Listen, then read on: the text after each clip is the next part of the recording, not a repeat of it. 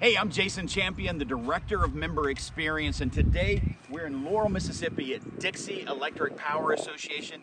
We're here to sit down with Randy Smith, the General Manager, and his team to learn more about the work they're doing with DE Fastlink, their broadband subsidiary. Let's go inside, sit down with Randy and his team and learn more about the work they're doing here in Laurel and talk a little bit about the success they're having. Follow me.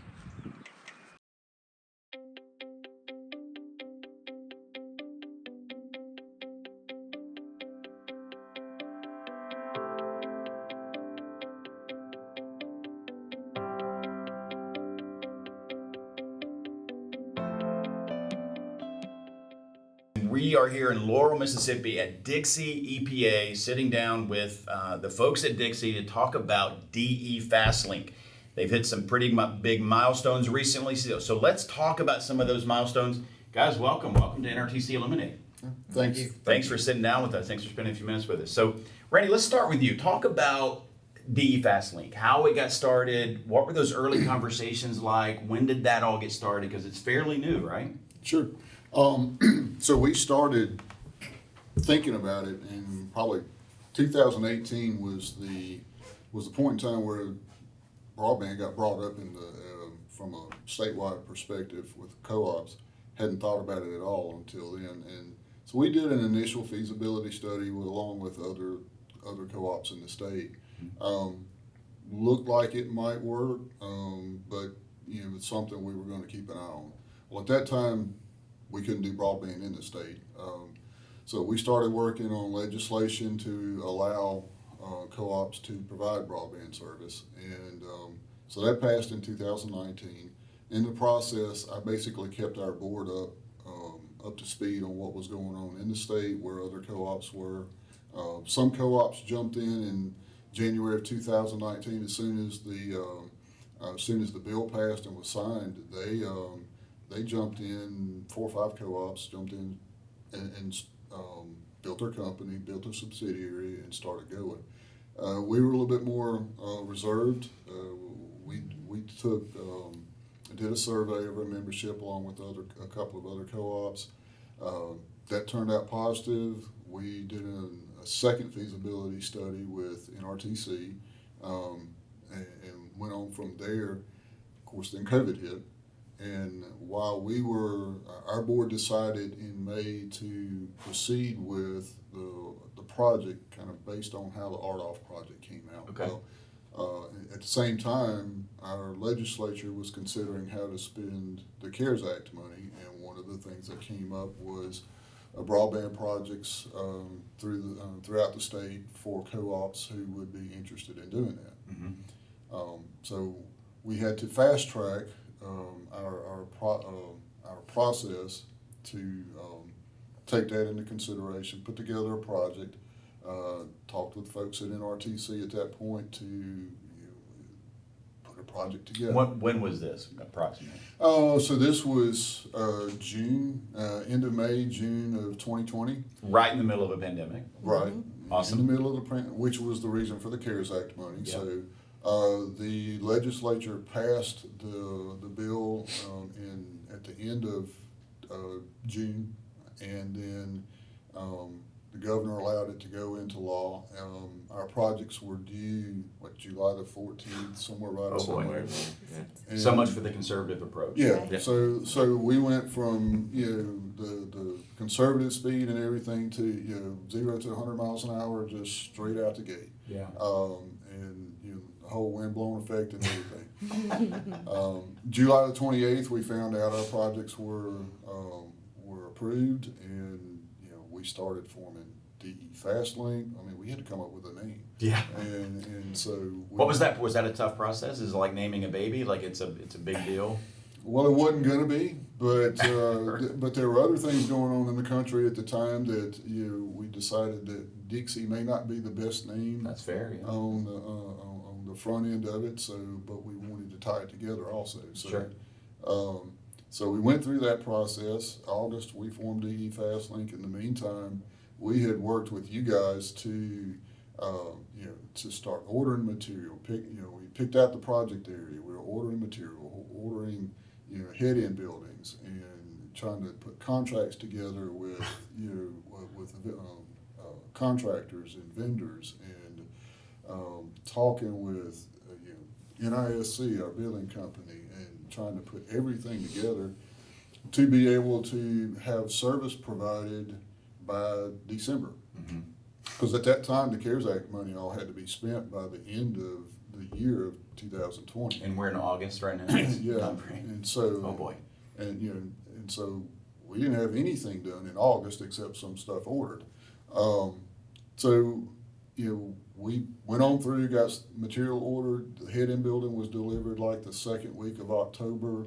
Then we actually started October the 19th was, I think, the day we started line construction. Okay. Wow.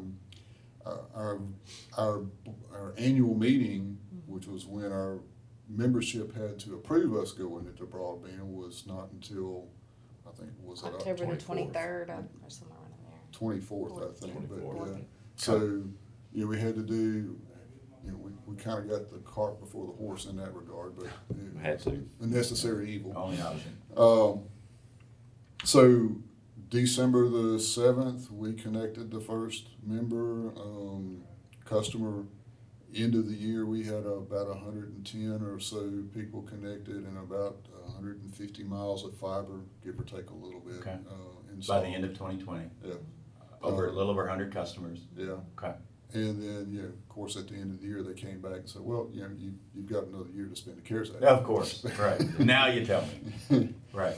So, the board would, and then you got to go back to the RDOF auction, which was kind of what was going to be our threshold for getting into it. We were fortunate and got about $21.4 million through the RDOF auction. Wow. Of course, that's over 10 years. So at that point, the board voted that, we're in it for the long haul and to do the full project. Okay. And so kind of you get through that point. So the year-end stuff that had to be done for CARES Act was only half of it. The rest of it, we had until June to finish, but we're working on that. And in the meantime, ramping up for the entire project too.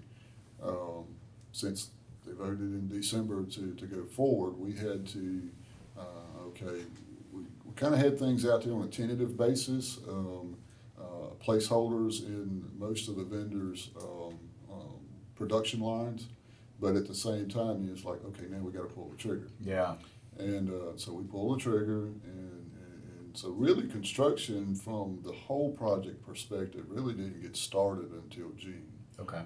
We're continuing to work on the CARES Act project and finished it up in May. Essentially a pilot. Yeah, a pilot project, and then from there we're working again with NRTC and with contractors and vendors and all to get material in, and so summer of 2021 was very interesting as well. Yeah, it sounds like it. From that regard. But we did kind of hit our stride as things sort of settled out. We connected the 1,000th customer at the end of September. September 23rd. Okay. The 2,000th was connected in the first part of October. Okay. Of 2021. 2021. Yeah. 3,000th was the week before Christmas. Lightning speeds. Yes. That's crazy. And 4,000th was February, end of February. End of Would have January. been the end of January. Yeah, end of January. Okay. And then March the 15th of 2022, we connected to 5,000. 5,000 subs in a year and a half. Today we're at 5,560 or so, with about another 900 or so waiting, 936, something like that. We'll take the pilot project out. Yeah. And I can't remember the exact number, but it was a little bit over 200 connects all total In the pilot. project. Okay. And then mainline construction, main project starts in June. So from June until March 15th, 5,000 subscribers. Wow. That's incredible. That's a quick pace. Almost 5,000. And you guys have a relatively small team, right? This is the core team. I mean, there's other folks that are involved here for sure, but this is the core team. What's the community saying about DE Fastlink? What's the feedback you're getting? It's all positive. There's so many different aspects that you're touching, from economic development to even realtors can sell homes in rural areas that they've not been able to because, internet is a main portion of your job. We say that in the electric world, we sell electricity, but what we provide is a better quality of life, and it's the same with fiber. We sell a product, but what we're providing people is a better quality of life, and you just hear testimonial after testimonial, people being able to work from home, their kids being able to do schoolwork, all different aspects, from not just streaming and gaming, but literal things that change people's lives. Do you have an example of that? Something comes to mind? Sure. There is a lady who had a stroke. Her job before that, she was a nurse, and she was not able to go back to that job after having that stroke.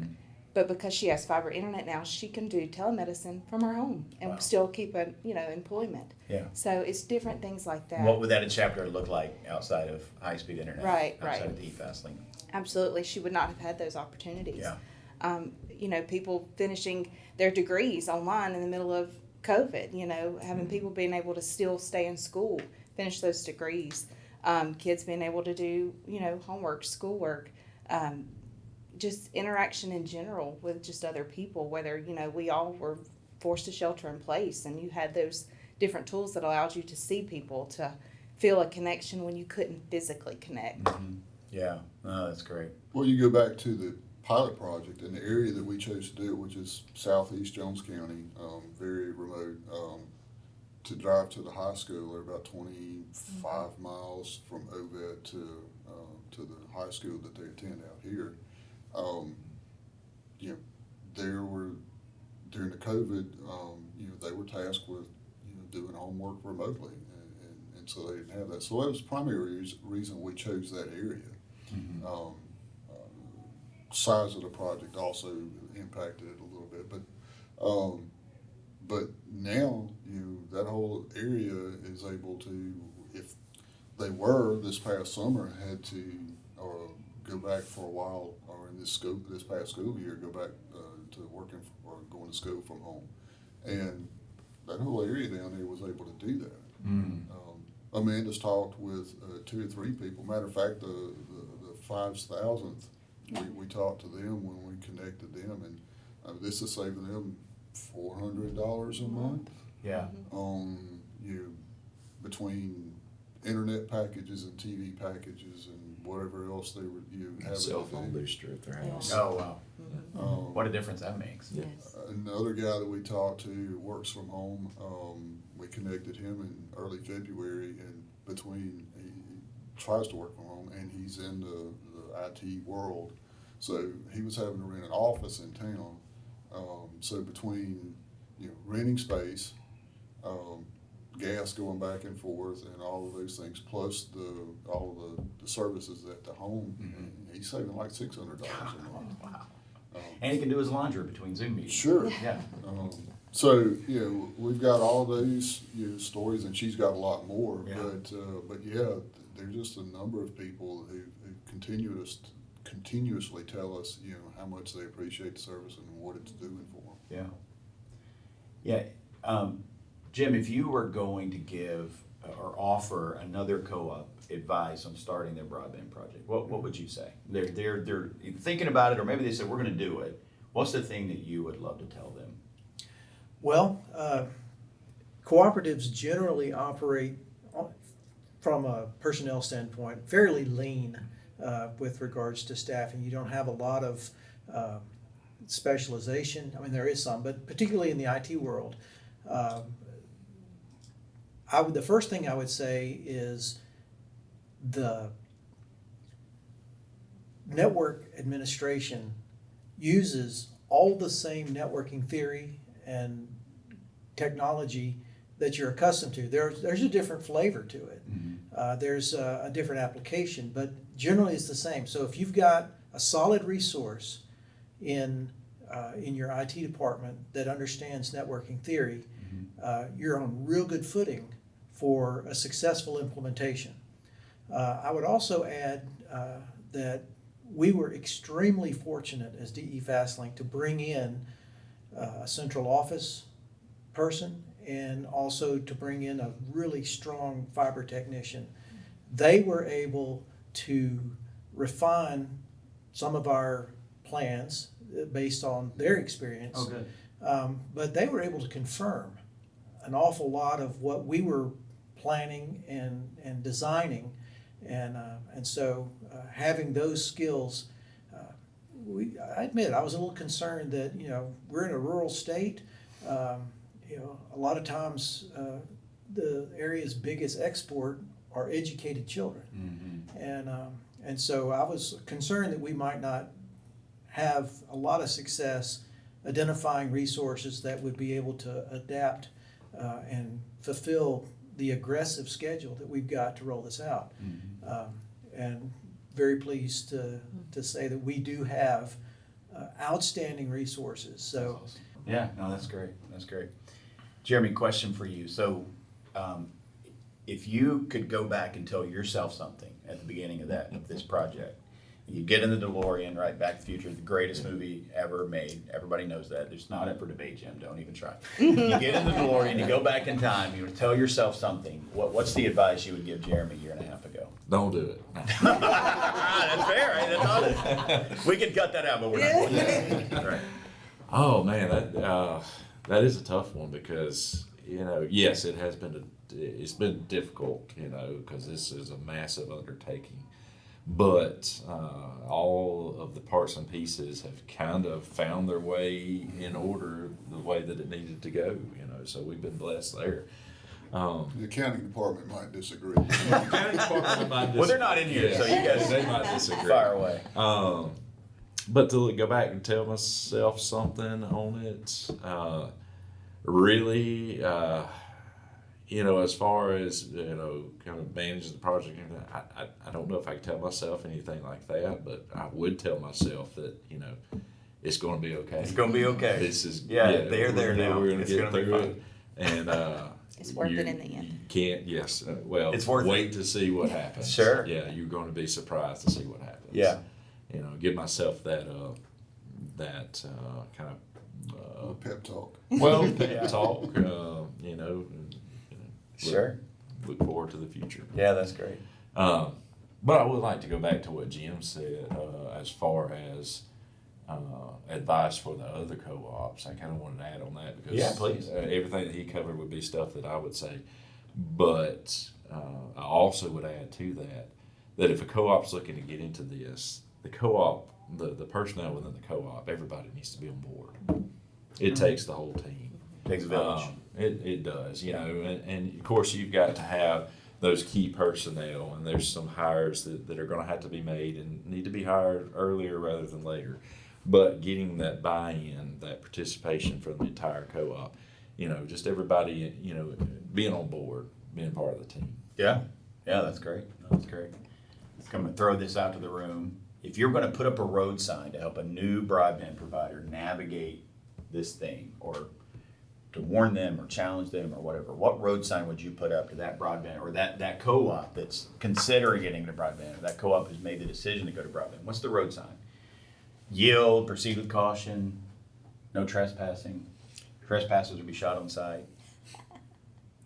Well, if you did what we did, it would be full speed ahead. Full speed. ahead. No, this is the Autobahn. No speed Yeah. limit. Yeah. Do you? Yeah. Right.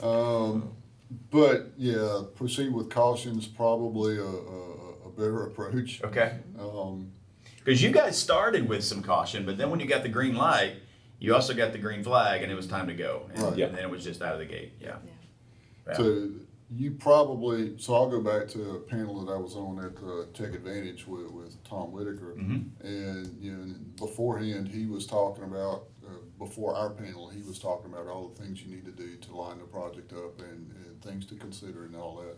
And so when it was our turn to speak on the panel, he got to me and I said, well, all those things that Tom just said you needed, that's what we didn't do anything. So, but you really do. You should, and that's where, whether it's NRTC as a partner or somebody else, you need to have those that can help you through that process. Sure. Ask the tough questions, be prepared to answer them honestly, and because frankly, I mean, even in Mississippi, you know, broadband is not the right answer for every co-op. Yeah. And there are some places where it just doesn't work. Right. So you do need to ask the hard questions, and that's really And be honest. and be Yeah. honest Yeah. with it. Knowing that, you know, you're probably gonna get a good response from your membership. But at the same time, does this work? And from an economic standpoint. It's pretty disruptive too, I mean, to It is. the flow of the co-op, which is a fairly well-oiled machine for most Yeah. co-ops. So in that regard, you do need to proceed with caution. Now, once you get started, you need to be ready to go. Yeah. And you know, there aren't any pullbacks at that point. If you're gonna get into the project, you get into it, you go and turn it on full speed. Yeah, that's great. When it comes to your subscribers, your members who are subscribing to Fastlink, what's most important to them when it comes to broadband? Is it speed? Is it training on Internet of Things, all the things with blinky lights, all the things that can connect to the Wi-Fi? Is it price? Is it education? Is it support? Is it the quality of, you know, when the internet breaks, they get help? What's important to your? Maybe, I mean, that may be a you question, but anybody feel free to chime in. What I have found is that we get just as many compliments on the service itself, but more so on our fiber techs. Okay. The guys that we have put in place to go out to those trouble calls, to Mhm. those, they're doing more than just why do I have this blinking light? It's, hey, let me help you set up your Roku. Let me help you, do far beyond probably love what that. their job is. And so the feedback that I get is they're not even worried that they had an issue. They just want somebody to know the exemplary customer service that they received. So Yeah. that's important to me, that you have those key people in place who they are your brand. They are, they're on the front lines. And so that's what people are seeing. Going in these rural places that have never had anything like this, it is an educational piece. We're having to teach people how to use this amazing service. Yeah. And so having those key guys in place with the fiber techs is crucial to the success of DE Fastlink. Yeah, and that's part of the culture, right? It's part of the cooperative culture, right? Right, It's right. not some international entity that's providing Right, internet. This right. is your trusted cooperative has been providing electricity for all these years, and now we're in the internet business, and the quality of care is the same. Right. Same culture, same heartbeat is behind that, right? That's the beauty of cooperative-driven broadband. I think that's awesome. Well, guys, congratulations on 5,000 subs. That is no small thing. You guys are killing it, and we're so proud of you. We're so proud of the work you're doing. Congratulations to your members for having access to this. What a great treat that is. What a gift that is to them. Keep doing the great work. Hopefully we can revisit in another 6 months or so. We'll be looking at 8, 10, 20, 50,000 subs. I don't know. Randy, the sky's the limit at this pace. We just take on the world with the Fastlink. But you guys are killing it. Congratulations on all of your success. And thanks for spending time with us on NRTC Illuminate. All right. Thank you. Thanks, y'all.